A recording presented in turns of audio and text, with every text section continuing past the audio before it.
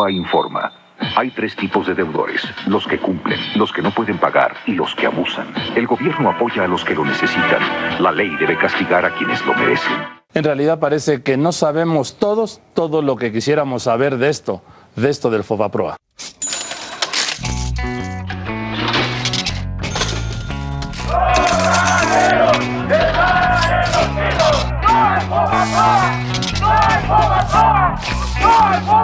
FOBAPROA, una palabra que está en todas las bocas, que suena en todas las voces.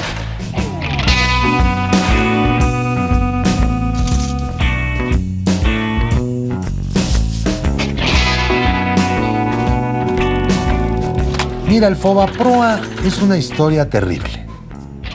Más de 100,000 millones de dólares. Más de 1 millón de millones de pesos que tiene que pagar el pueblo de México. La deuda actual son aproximadamente 700,000 millones de pesos.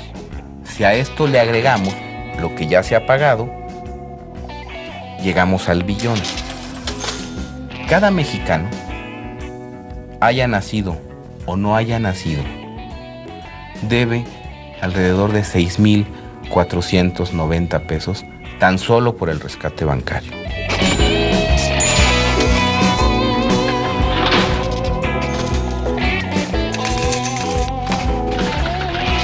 En 1995 los bancos estuvieron a punto de quebrar. Las malas decisiones del gobierno de Zedillo provocaron una gigantesca crisis y quienes teníamos créditos ya no pudimos pagar.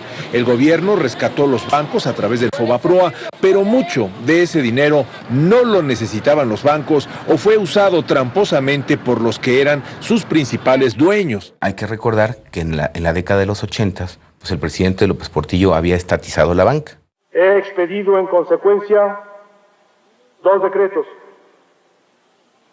Uno, que nacionaliza los bancos privados del país. A raíz de los 90, pues se hace un programa para devolver, para reprivatizar y vender otra vez los bancos a la iniciativa privada. Salinas entregó los bancos a gente cercana a él y a gente que no tenía experiencia en el manejo de la banca. Un banquero en aquel entonces expresó: yo que siempre soñé con robarme un banco y ahora me lo entregan para que yo lo maneje. Un banco, pues, capta recursos y presta dinero, pero el dinero que presta no es de él, es lo que capta de los depósitos de la gente. Entonces, por obligación, todos los bancos tienen que tener un seguro de depósito. Es decir, tienen que tener un seguro por si quiebran, para que haya alguien que les devuelva el dinero a la gente, porque finalmente están prestando el dinero de la gente. El FOBAPROA era eso, era el seguro de depósito de los mexicanos.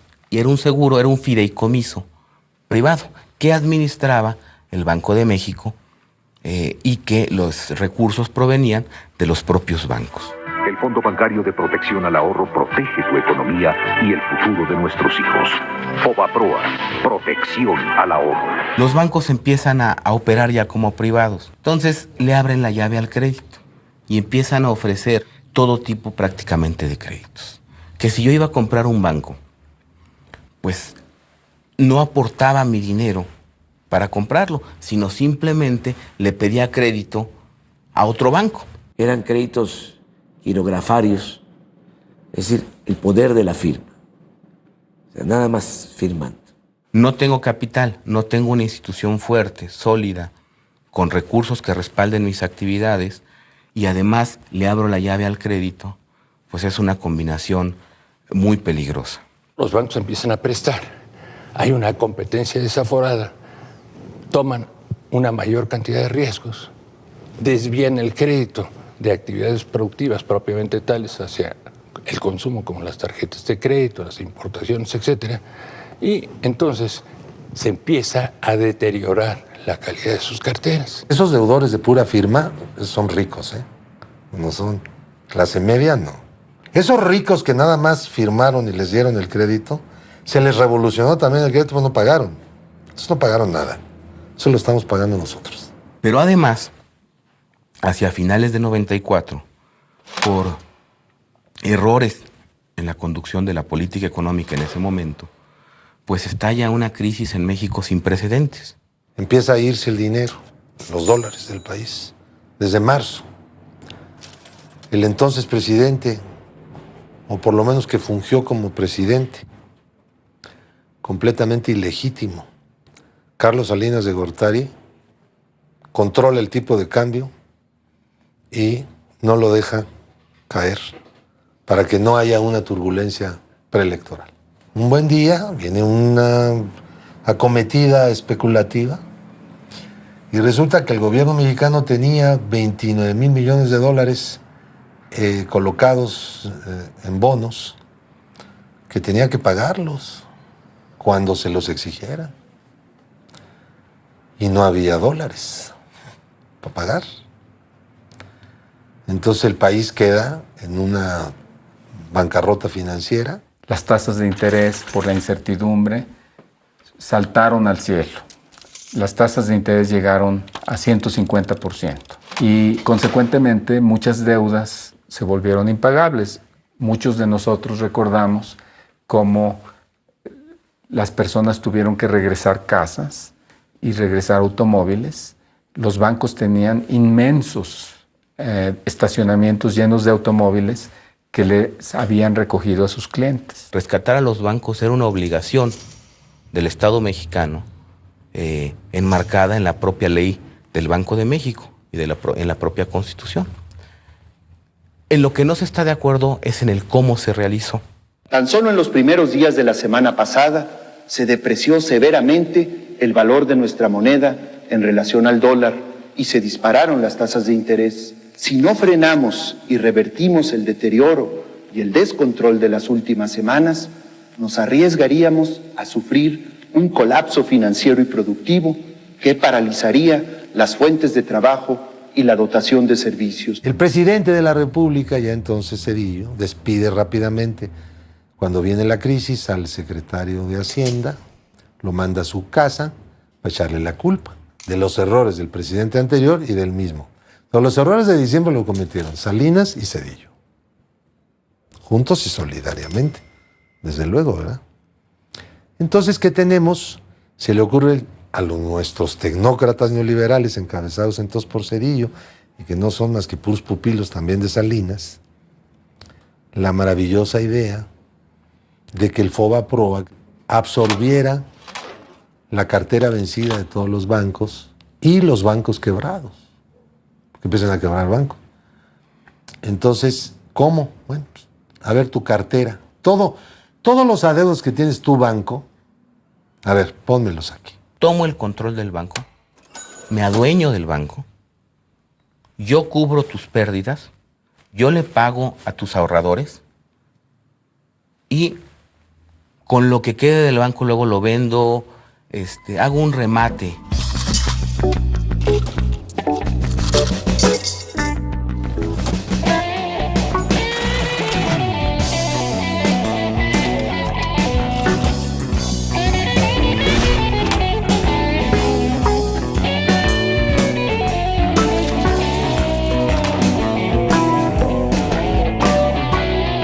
Sin embargo, había otros bancos que, ya sea porque estaban bien o estaban más o menos bien, o los análisis en esa época decían que era viable que siguieran existiendo, que siguieran funcionando, el FOBAPROA concibió un programa que se llamó Capitalización y Compra de Cartera, que además, paradójicamente, es la parte más ilegal del rescate bancario.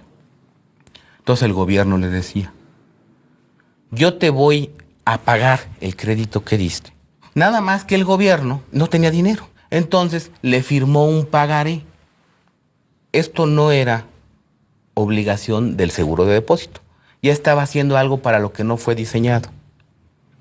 Pero ¿qué sucedió? Que los bancos ponían o le entregaban, le cedían al gobierno, pues la cartera más emproblemada y más chatarra que tenían en términos populares, así se dice, la cartera H, la que no valía. Así, muy pronto y con la mayor desvergüenza, comenzaron a meter al Fobaproa todo tipo de créditos incobrables, basura y chatarra para aprovechar la buena disposición de pagarlos. Un ejemplo susísimo fue el de los créditos relacionados, es decir, créditos que los banqueros desde sus bancos se prestaban a sí mismos como empresarios y que empezaron a inflar monstruosamente la panza enorme del Fobaproa. ¿Cuánto debe? Correcto. Pues yo tengo en mis cifras alrededor de 120 a 150 millones de dólares. Esas son las cifras que yo tengo de lo que es adeudos. Los únicos 2 procesos penales por los que estoy sujeto son, uno, un crédito que le dio Banpaís a una empresa de aerotransportación para comprar unos aviones y que estos aviones no existían y que la empresa no existía. ¿De quién era esa empresa? Es una empresa nuestra. ¿Usted se prestó solito? ¿De su propio banco? Del propio banco. ¿Usted, el banquero, se prestó? No, yo no me empresario? presté. Pasó por los cánones que tenía que pasar, por el Consejo de Administración, por los comités de crédito. Sí, pero todos eran sus cuates. No sabíamos de qué tamaño era esto, porque no habían dado información. Y empezamos una lucha para que nos informaran cuánto debíamos sin saberlo. ¿Me entiendes? Como pueblo, pues. La pregunta que se ha hecho insistentemente en este recinto el día de hoy, yo la retomo. ¿A cuánto ascienden el día de hoy los pasivos totales brutos del Fobaproa, ciudadano secretario? ¿A cuánto ascienden los pasivos al día de hoy del Fondo Bancario de Protección al Ahorro, conocido como el señor Fobaproa? Lo que se tiene que hacer es aplicar la cifra de 552,000 y multiplicarla por la tasa de interés promedio por los meses que han transcurrido. Me limito a reiterarle la pregunta que se ha formulado en reiteradas ocasiones. ¿A cuánto ascienden, señor secretario, al día de hoy los pasivos del Fobaproa? Se ha dado la totalidad de la información que necesitan ustedes. No se trata de venir aquí a hacer un circo. Si usted no sabe cuánto debe o no ha hecho bien el cálculo, le voy a prestar esta computadora para que en el tiempo de mi intervención haga los cálculos que usted requiera. Señor secretario, pues si no es a calculadora, aunque sea que sea lápiz. No contesta usted. No contesta. Tenemos un secretario de Hacienda irresponsable, porque ni contesta preguntas ni responde de sus hechos. Y en 1998, ahí mete como que no quiere la cosa Zedillo 2 iniciativas, con toda la idea de que los diputados no se dieran cuenta que estaban aprobando. Y era la liquidación del Fobaproa, es decir, vamos a desaparecerlo, vamos a crear 2 organismos. Uno que administre los activos, lo que quedó de esta chatarra, y otro que administre la deuda. Pero para poder hacer eso, tenemos que reconocer esta deuda como deuda pública. La Cámara de Diputados empieza a analizar esta iniciativa. Y yo recuerdo muy bien, porque había reuniones que yo presenciaba, que dijeron, no, esto no. Vamos a hacer una ley. De estas 2, vamos a hacer una sola institución, que va a ser el hijo del Fobaproa, digamos, la continuación del Fobaproa. Y le vamos a llamar Instituto de Protección al Ahorro Bancario, el IPAB. El IPAB surgió cuando la deuda que se acumuló a partir del Fobaproa fue una deuda que era tan grande que tenía que encontrar una salida. Y entonces fue cuando entramos en un debate público que era que no aceptamos que se haga deuda pública el rescate bancario. Si los diputados aprueban la transferencia de deuda del Fobaproa a deuda pública, vamos a acabar con deuda pública incrementada, que va a mermar los recursos fiscales del país. Va a haber que pagarla con impuestos o con gasto público. El PAN decidió cooperar con el PRI para encontrar un compromiso de salida. Y ese fue el IPAB, que era el FOBAPROA, pero con otro nombre. Ya es tiempo, ciertamente, de ponernos de acuerdo, de cerrar el capítulo, de ir hacia adelante. Ya hemos pasado muchos meses viendo hacia atrás, ahora hay que ver hacia el futuro. Tenemos muchas más coincidencias que diferencias sobre las cuales podemos construir soluciones a los gravísimos problemas nacionales.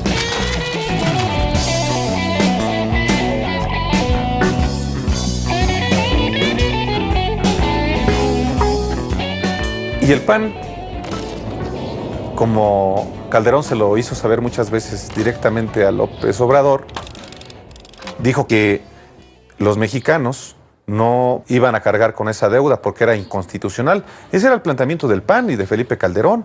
En Acción Nacional queremos que la gente viva mejor. Por eso hemos preparado una solución responsable e integral al problema de FOBAPROA. Evitaremos los abusos de quien sí tiene con qué pagar y no lo ha hecho. Repentinamente aparece Vicente Fox en spots de televisión conminando a los diputados a aprobar el FOBAPROA. Juan y María pidieron prestado para una casa. Hoy ya no pueden pagarla. El PRD exige que no ayudemos a nadie, por lo que muchos deudores perderían sus sueños. Nosotros los panistas queremos resolver ya esta crisis bancaria.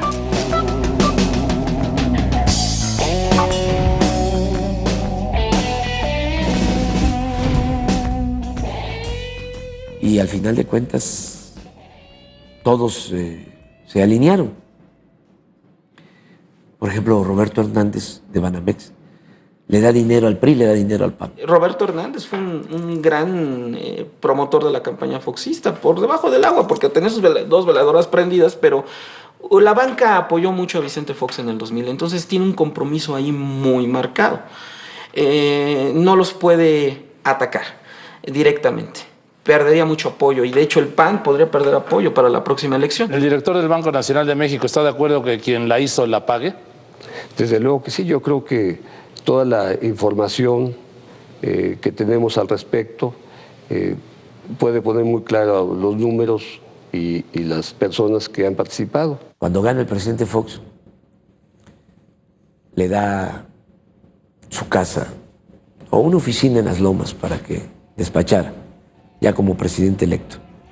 Y el primer descanso del presidente, su vacación después de la elección de julio, la pasó en una isla que tiene Roberto Hernández en el Caribe.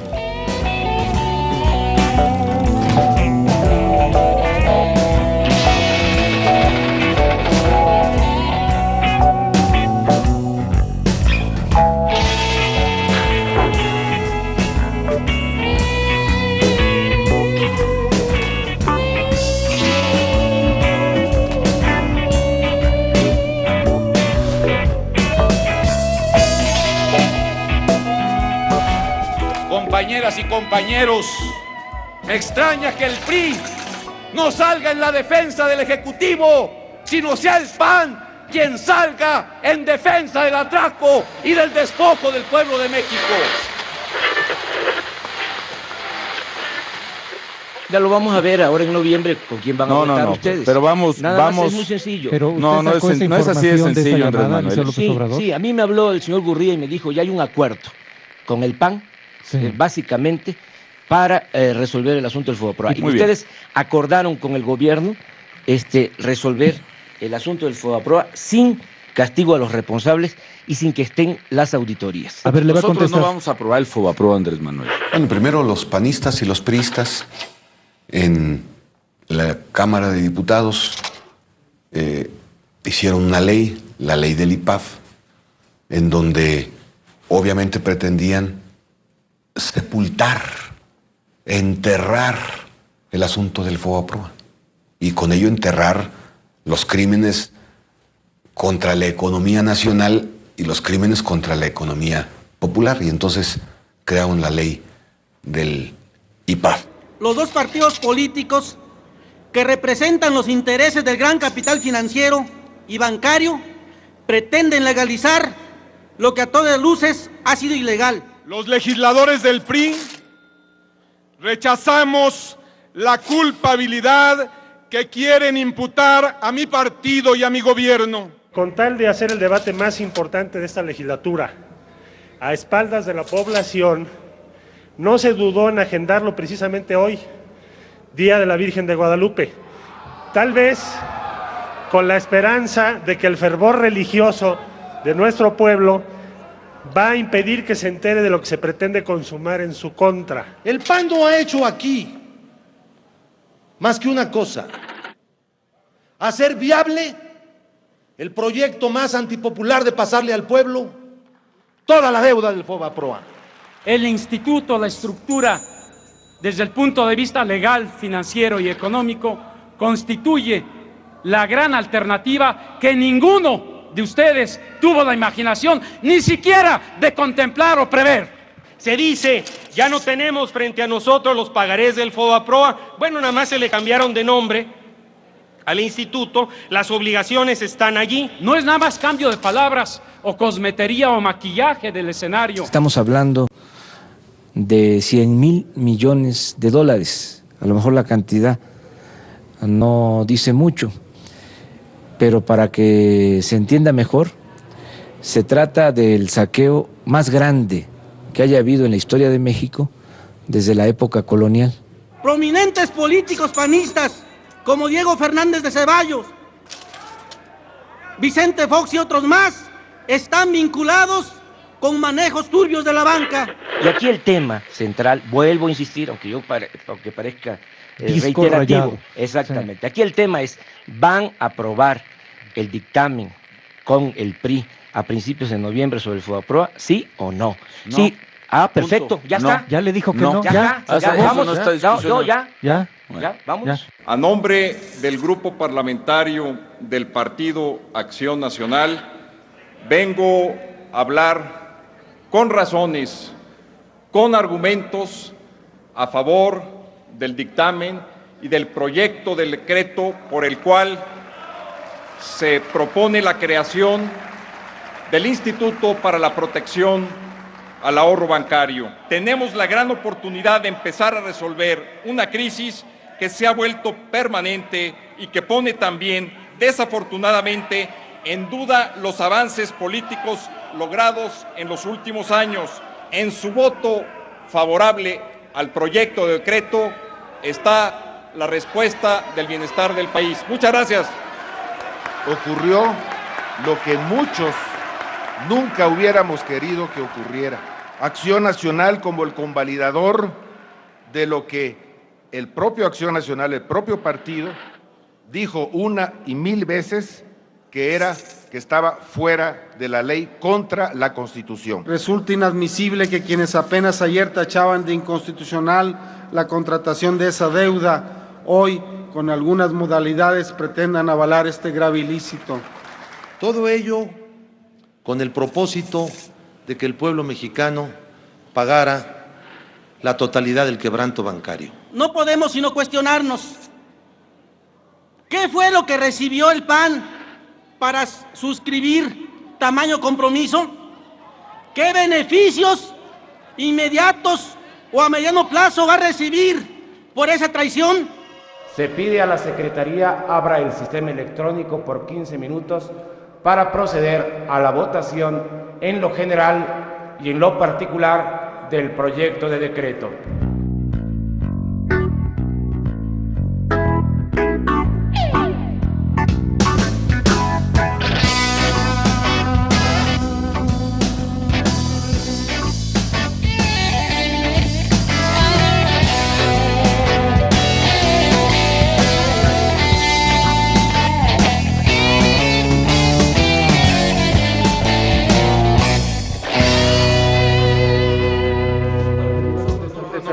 El FOBAPROA, Andrés Manuel.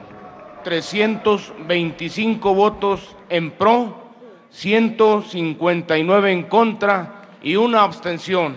Aprobado en lo general y en lo particular el proyecto de decreto por el que se expide la Ley de Protección al Ahorro Bancario. El gobierno tenía en promedio que salvaguardar 1,000 pesos por mexicano. ¿Cómo es que por salvaguardar 1,000 pesos acabamos debiendo 6,500. Pues no me ayudes, compadre. ¿Dónde quedaron los otros 5,500? Pues evidentemente en los bolsillos de los banqueros o de muchos funcionarios. Dice Jorge de la Rosa desde Texas, se llama, dice, ¿por qué no confiesas y por qué no reconoces que tú fuiste uno de los que aprobó el FOBAPROA? Pues porque yo no era diputado, pero además porque yo no lo creo. Es un peligro que pudo ser atenuado precisamente a través de un mecanismo para proteger los ahorros de los ahorradores. Calderón se presenta como un político exitoso al frente del PAN. No menciona deliberadamente un dato clave de su gestión. Cuando el 12 de diciembre se aprobó el FOBAPROA. ¿Cuándo se convalidó ese saqueo que los mexicanos seguimos pagando? Que es algo que tampoco menciona. Yo le formulé una pregunta la semana pasada, muy clara. Ya que habla usted tanto de endeudamiento, ¿a cuánto asciende la deuda interna del gobierno federal? Se escabulló Felipe Calderón. ¿Por qué? Pues porque no le conviene que se sepa, que los ciudadanos sepan que él, como presidente del PAN, instruyó a sus diputados para convalidar este saqueo. Él, Felipe Calderón, junto con los diputados del PAN, hipotecó el futuro de México. Dice Patricia Flores de Lomas de Platero, ¿con qué moral te atreves a decir que López Obrador endeudó a la Ciudad de México cuando tú apoyaste el FOBAPROA? Pero yo que autoricé en ese punto, acabar pronto. Finalmente se enfrentó por parte del gobierno anterior de Zedillo y eso ha permitido, entre otras cosas, que haya una estabilidad económica como no ha vivido México y sin precedentes. ¿Dónde está el dinero? Esa es la pregunta que hoy nos hacemos millones de mexicanos, que con nuestros impuestos pagamos la deuda del FOBAPROA. Una deuda que, para empezar, no es nuestra, pero que el gobierno ha decidido que seamos nosotros, los ciudadanos comunes y corrientes, quienes paguemos los errores y los abusos de unos cuantos. Y de pronto, esas deudas privadas se convierten en deuda que contraemos todos los mexicanos. Y el PAN, que había dicho que no iba a haber impunidad, la convalidó. Pues ellos aprobaron los FOBAPROA, se pusieron de acuerdo con el PRI. Por eso hablo de que son lo mismo. Fox presionaba mucho el comité ejecutivo del PAN, él ni siquiera era del comité ejecutivo, pero siendo gobernador de Guanajuato asistía a las reuniones y les exigía que apoyaran el plan FOBAPROA, el plan del IPAP, el plan de asumir las pérdidas, porque si no, pues ¿cómo? Los empresarios iban a pagar sus propios quebrantos, no puede ser. Cuando se aprobó la ley del IPAP, formalmente se convirtió en deuda pública, nos guste o no. Por eso el PRD se oponía tanto. No se oponía al rescate, pero se oponía a la forma como se había hecho y además lo que quería era revisar todo el rescate. ¿Ustedes creen que es poca cosa que los diputados del PRI y del PAN hayan aprobado el FOBAPROA, que son 100,000 millones de dólares, que es una deuda que vamos a heredar a 2 generaciones? Pasa el tiempo y en el 2001, cuando viene este escándalo de la venta de Banamex, me llega a mí el Bank Report, así se le llamó a los reportes estos de banco, y claramente leo que Banamex no requería de apoyos gubernamentales. Aquí lo evidente es que los accionistas de los bancos y los grandes deudores fueron los verdaderos beneficiarios del FOBAPROA.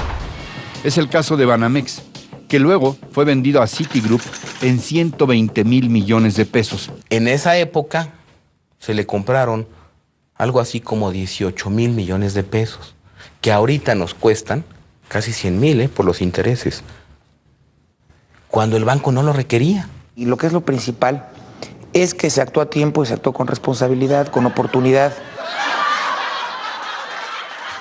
Las acciones que tomó el gobierno federal a través del FOBAPROA justamente fueron encaminadas a preservar el ahorro de los mexicanos, a preservar el aparato productivo y a preservar el nivel de empleo.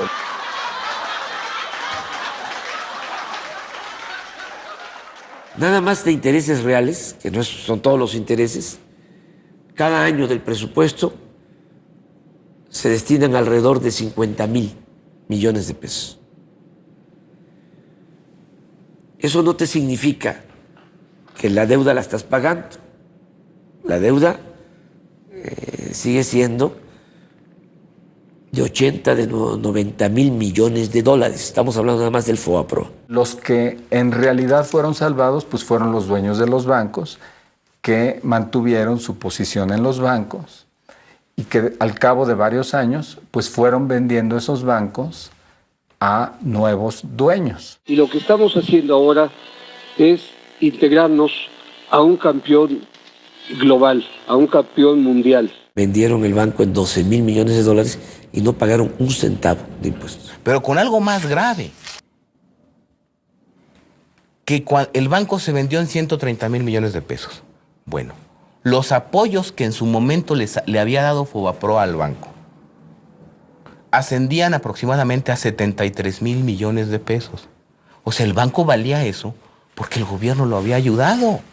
Además, otra cosa reprobable, todo el patrimonio cultural de Banamex, casas coloniales, pinturas, todo esto se iba a Citigroup.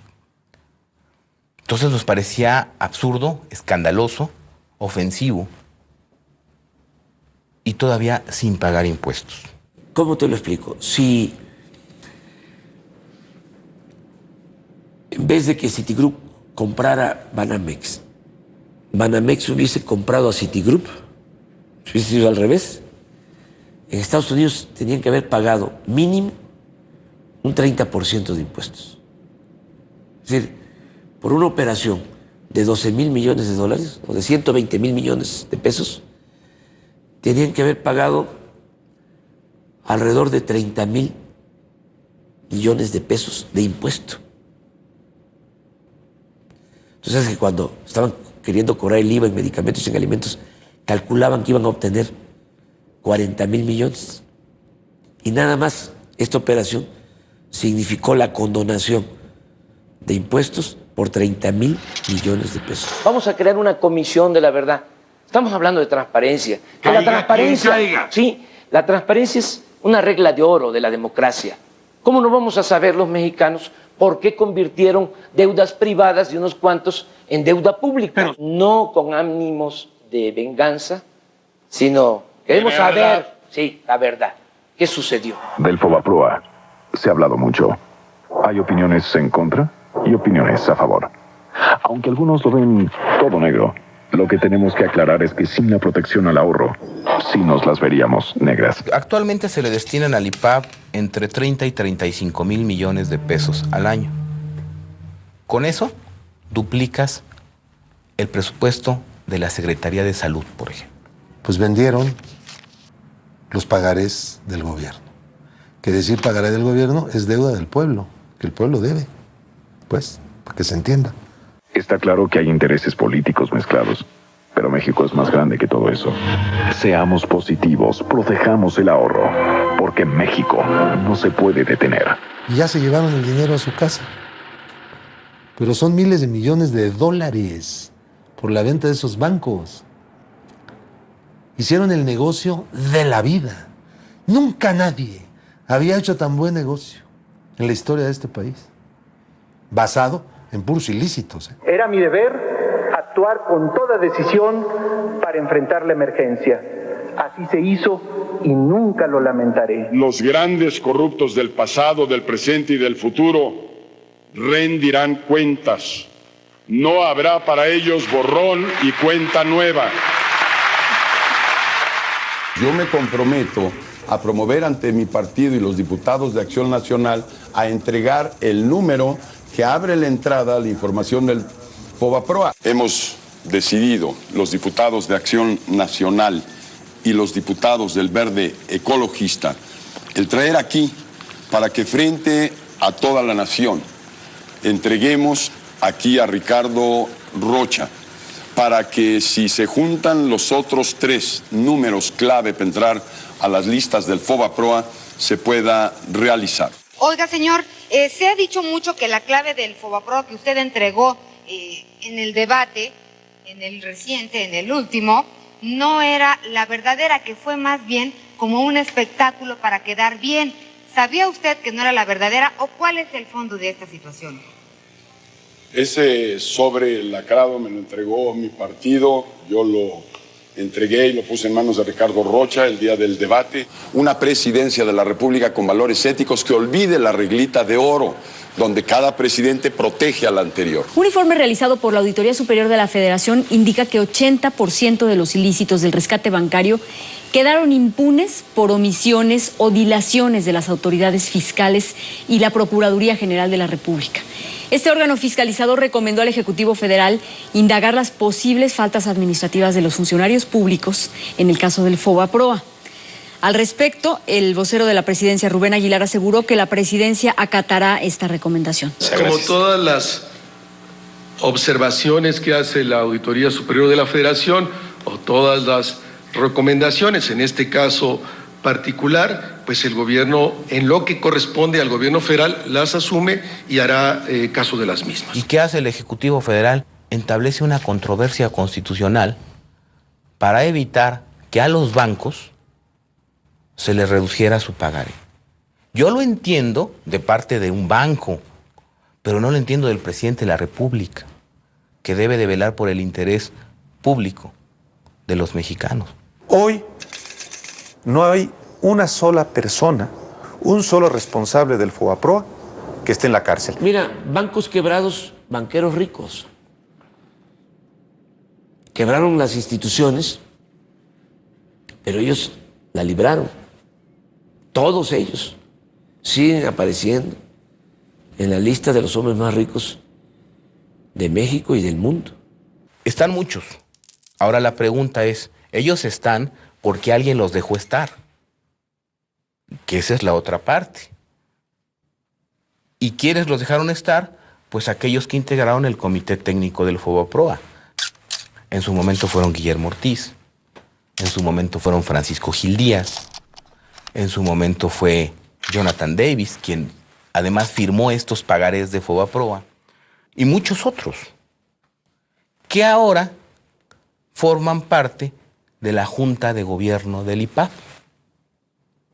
Entonces, no solamente hay un conflicto de intereses, hay un conflicto entre intereses, porque ellos van a investigar lo que hicieron y se van a autocensurar, se van a fincar responsabilidades.